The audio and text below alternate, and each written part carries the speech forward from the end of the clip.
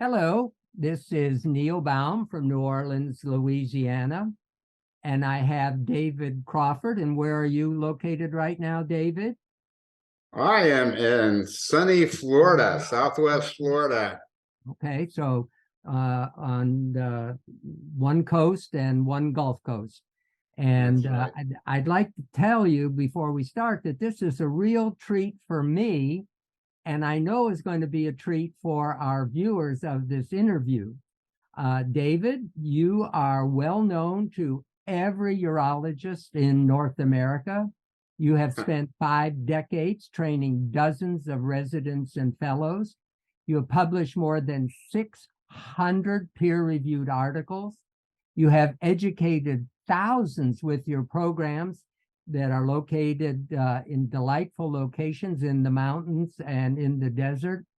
You and Mark Weathersby founded Grand Rounds in Urology. You currently serve as the editor-in-chief.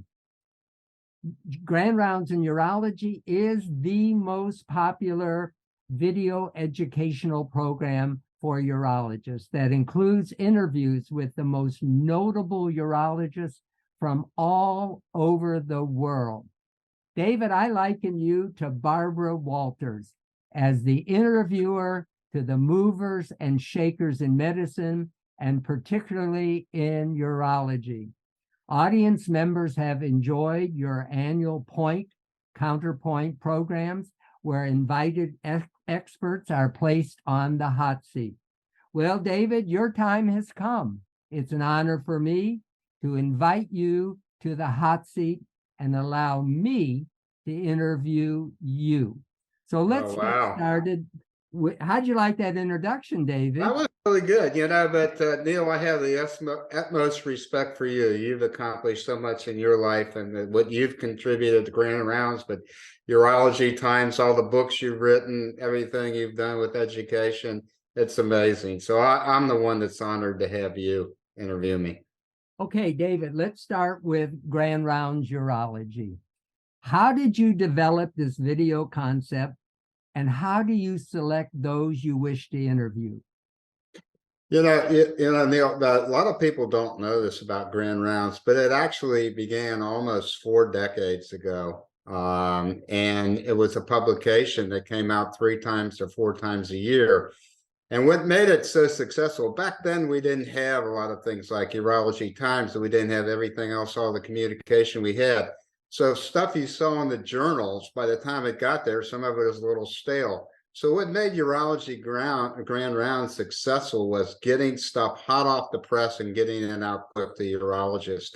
And we mailed it to every urologist in the country. And when I went around, gave talks, and saw people in their office, I saw the Baum things of Grand Rounds. Well, as you know, there's been an evolution from the printed stage to the internet and everything else like that. And we had to make some changes. We still do some publication things. But Grand Rounds was under a company called MEC for a while, and then when that sold, it got picked up by Carden Jennings, and we worked on making this a video program, an internet program, and specializing in having the latest education on there. One of the things that, as I already said, is we want it to be current. So what we were able to do is get things hot off the press. And so when we see something, I see something that comes out in the news or something that's just published, try to get a hold of the people. And what I also learned is that folks don't want to listen to a half an hour talk anymore, things like that. I mean, you've captured that with what you do. You always tell people it's going to be 6 minutes, 7 minutes. We're trying to do the same thing, is they get down to the bottom line. And so it's been a lot of fun. It's been very successful having these interviews along with we have thousands of talks in our data bank that people can look at and learn from. Well, first of all, let me state to the audience, this is going to be 15 to 17 minutes, going a little longer today. My question is estimate to me how many urologists view Grand Rounds Urology in a month. Do you have that data? We have the analytics on number of hits per week and a number of other things, and basically we get about 19,000 hits a week. Of those hits, 80% are urologists, about 10% are lay patients, and then 10% industry. So it's a program where people might listen to 10 minutes of it, 5 minutes of it, or whatever. But during the week, we usually have something about every day. Okay, now let's move on to a clinical question. You have been a proponent of PSA screening for at least 4 decades, and the cutoff numbers over those 4 decades are all over the map. Once upon a time, the standard was 4.0. Then it moved up to 10, and then it moved to you have recently suggested a cutoff of 1.5 nanograms per ml. Can you explain this wide variation? Well, I think you got to start at the beginning. Screening, early detection, whatever you want to call it. Why are we doing that? And the whole thing with all cancers are that, and it's not always possible, that the earlier you find it, the better. And that's what early detection means. And prostate cancer, when you started, most of the people, particularly in New Orleans, I had that when I was in Jackson, Mississippi, walked in the door with metastatic disease. And there was 2 reasons for that. One is that men were sort of stoic and didn't go in to get checked. And 2, we didn't have PSA. In 1989, that is when prostate cancer became the most common cancer diagnosed in American men. PSA was around, and we started something called Prostate Cancer Awareness Week to educate men about screening. And that resulted actually from a person I took care of. That was a guy named Perry Lieber, who was Howard Hughes's director of operations, who had advanced prostate cancer, and said to me, Dr. Crawford, why is it? And I said, well, men don't get checked. We have this PSA. He said, we're going to do something about it. And that was the genesis of that. And that's been going on now since 1989.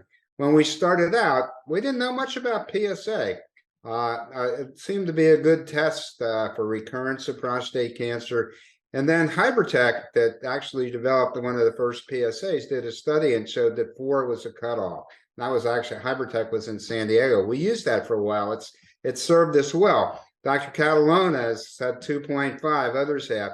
And the idea is, how low can you go? Because you're going to miss some cancers, a lot of cancers that are high grade with PSA cutoffs of 4. The 1.5 was well thought out and studied from a group of men that we looked at in a captured database, Henry Ford database, 21,000, and basically which showed that when your PSA was less than 1.5, you had almost less than a 0.5% chance of having a significant prostate cancer. 1.5 to 4 was a gray zone. That's where BPH occurs. That's where prostate cancer occurs. Above 4, we didn't change that. So we said 1.5. What then the critics said, okay, you're going to be subjecting a lot of men to biopsies and things like that. 70% of over 400,000 PSAs we looked at were less than 1.5 in men. Yeah, it varies by age, but that's true. 1.5 to 4 is a zone where BPH is an issue, prostate cancer is an issue, and it's pretty simple. When you go to see your doctor and your blood sugar is elevated, they don't start you on insulin or metformin, they do an A1C hemoglobin. PSA is a great test. You throw the net out, you want to catch the big fish, let the little ones get away. 1.5 to 4 works. And the other reason is, I just reviewed a bunch of guidelines, AUA, other AIU, and they're like 2 or 3 pages. 90% of PSAs that are ordered by family practice doctors, these guys are confused. These ladies are confused. 1.5, 4, PSA density, PSA velocity, age-specific PSA, goes on and on and on. 1.5 is easy to remember. And 70% of people, you don't have to do anything about it. So, it's not perfect. There's always an argument, but it's a good way to get started, particularly in educating primary care docs. At what age would you suggest, David, that no further PSA testing is necessary? I'm not sure. It's not related to age. I mean, I'd see 80-year-old guys that beat me at golf, and you know, I take care of 90-year-old guys that are in good shape. But Dr. Shalley, who was you know him from New Orleans, was told by the VA in New Orleans when he was 80 some not to get any further PSAs. At 9 years later, he had localized advanced prostate cancer. So, and he's still alive at age 95, and he talks about this. So, I think you got to factor in age and life expectancy, and it doesn't have to be in 10 years. High grade cancer can get you in 5 years. So if I can summarize, you're suggesting that should be no cutoff for evaluating men regardless of age, especially if they have a life expectancy more than 10 years, that they Or should even less if they're healthy. I mean, you know, every 5, 6 years. And BPA is when your PSA is elevated, it's also a surrogate for enlarged prostate and urinary problems and things like that. So you got to remember that it's a good marker for that also. Okay. Next clinical question. You have been involved in the treatment of prostate cancer for 4 to 5 decades. What is a clinical urologist to do for a sexually active middle-aged man with a PSA of 6, and he has a Gleason of 6, and he has 6 of 12 cores that are positive? What would you recommend? Well, you know, that's certainly a challenge, and what to do. And what we want to do, first of all, is we want to find men that need to be biopsied and need to be treated. Everybody's all excited about we're putting more people on active surveillance and things like that, which this guy might be a candidate for. But I would do a molecular marker or something first to give me more information. I mean, again, when you have a abnormal EKG, they just don't go and do a bypass. They do a vessel study.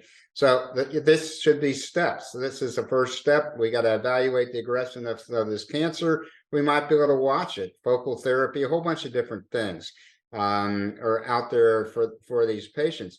But you want to step back.